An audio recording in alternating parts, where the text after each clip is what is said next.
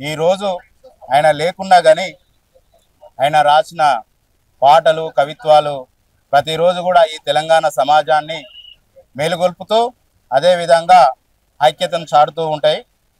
ముఖ్యంగా అందశ్రీ గారికి తెలంగాణ ఉద్యమంలో భాగంగా అనేకమైన రచనలతోటి పాటలతోటి ఈ తెలంగాణ ఉద్యమంని ఈ తెలంగాణ రాష్ట్రం వచ్చింది అంటే ఆ పాట ఐక్యతతోటే ఆ పాటలో ఉన్న గొప్పతనాన్ని ఆ తెలంగాణ తనాన్ని వివరించడం వల్లనే అనేక మంది ఉద్యమకారులై సొంత రాష్ట్రం కావాలని ఆ రోజున ప్రతి ఒక్కరు కూడా పిడికిలు బిగించి పోరాటం చేసిండ్రు.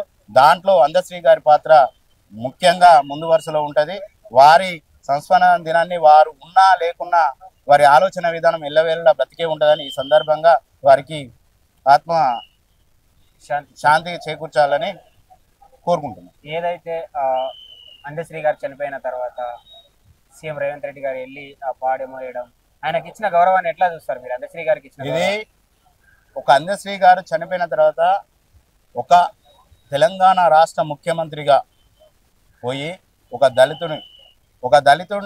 దళితుడిని పాడమోసి, నాకు తెలిసి ప్రపంచంలో అతి గొప్ప గౌరవం ఏదన్నా దక్కింది దళిత వర్గాలకు అంటే అది దళిత సమాజానికి అంటే ఈనాడు గౌరవ ముఖ్యమంత్రి రేవంత్ రెడ్డి గారు ఇచ్చింది. అది స్వయంగా ఆయన పాడమోయడం అంటే అది మామూలు విషయం కాదు.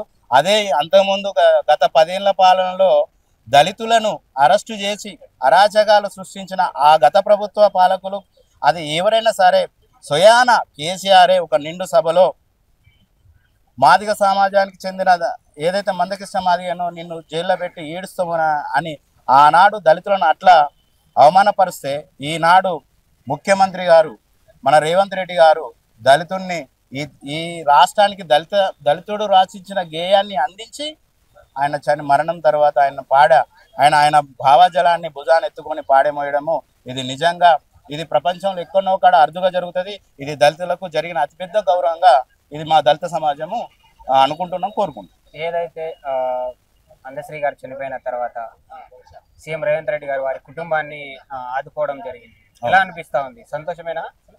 చాలా సంతోషం. ఎందుకంటే తెలంగాణ కోసం ఎన్నెన్నో త్యాగాలు చేసిండ్రు. మరి నాడు వాళ్ళ కొడుకు విషయంలో మరి ఉద్యోగం కానీ ఆర్థికంగానే ఆదుకోవడము చాలా గొప్ప విషయము. ఈ సందర్భంగా వారికి సీఎం రేవంత్ రెడ్డి గారికి కృతజ్ఞతలు కరీంనగర్ ఉమ్మడి జిల్లా పక్షాన తెలంగాణ మాదిగ హక్కుల దండోర పక్షాన తెలియజేసుకుంటున్నాను. తెలంగాణ 2014లో ఏర్పడిన తర్వాత అప్పటి నుంచి కవులకు కావచ్చు, రచయితలకు కావచ్చు, కళాకారులకు కావచ్చు ఎలాంటి గౌరవం ఉండేది అన్న? ఒక మాటలు చెప్పాలంటే ఆనాడు మనము 2 రకాలుగా తీసుకుందామన్న. ఒకటి బ్రిటిష్ వారి పైన యుద్ధం, అదేవిధంగా ఇక్కడ ఉన్న రజాకారుల పైన. ఈ అన్నిటికంటే అతిపెద్ద యుద్ధం ఏంటంటే మన భూమిని మన నీళ్లు మనం తీసుకునేందుకే ఆంధ్ర పాలకుల పైన మనం యుద్ధం చేసినాం. ఆ యుద్ధం చేసిన ఎవరైతే ఉన్నారో కళాకారులు కావచ్చు, ముందు నడిపించిన వాళ్ళను అనగదొక్కే విధానంగా 5,000కో 10,000 ఉద్దేశం మూలన పడేసి కళాకారులు అనేటోడు ఎవడైతే ఒక మాటలో చెప్పాలంటే కేసీఆర్ చేసిన దారుణం ఏదైనా ఉన్నది అనుకుంటే ప్రశ్నించే గొంతులను ప్రతిదాన్ని కూడా బలిదానంగా చేసి పడేసిండు. ప్రశ్నించే వాడే లేకుంటుంటే నా దొరపెత్తనం సాగుతుందని అలా విధంగా నాకు తెలిసి దొంగచాటున ఆయన 10 ఏళ్ళ అధికారం చేసిండనగా భావించుకుంటున్నాను. ఎక్కడ కూడా ఆయన చేసింది కూడా ఏం లేదు. ఈ తెలంగాణ ప్రజలే ఉద్యమాన్ని నడిపించింది, ఈ తెలంగాణ ప్రజలే ఉద్యమాన్ని ముందుకు తీసుకుపోయిన సొంత రాష్ట్రాన్ని సాధించుకుంది.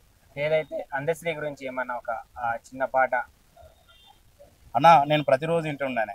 ఆయన రాసిన పాటలు అనేకమైన ఉన్నాయి, కానీ ప్రతిరోజు కూడా ఈ దేశం గర్వించదగ్గ జయ జయ హే తెలంగాణ జనని జయకేతనం అనే పాట ఎప్పుడు కూడా మా మనసులో మా మదిలో ప్రతిరోజు మెదులుతూనే ఉంటుందన్న. జోహార్ జోహార్ అందశ్రీ, అమర్ రహే అందశ్రీ. ఒకటి మాత్రం చెప్తున్నామే, ఈ తెలంగాణ రాష్ట్రం దొరల పాలన పోయి అభివృద్ధి పాలన వచ్చిందని ఇక్కడి ప్రజలు అందరూ కూడా కోరుకుంటున్నారు. మేము ఈ యొక్క ప్రభుత్వము ఇంకా 20 ఏళ్ళు ఉండాలని కోరుకుంటున్నాం. Subscribe us and press the bell icon for more interesting updates.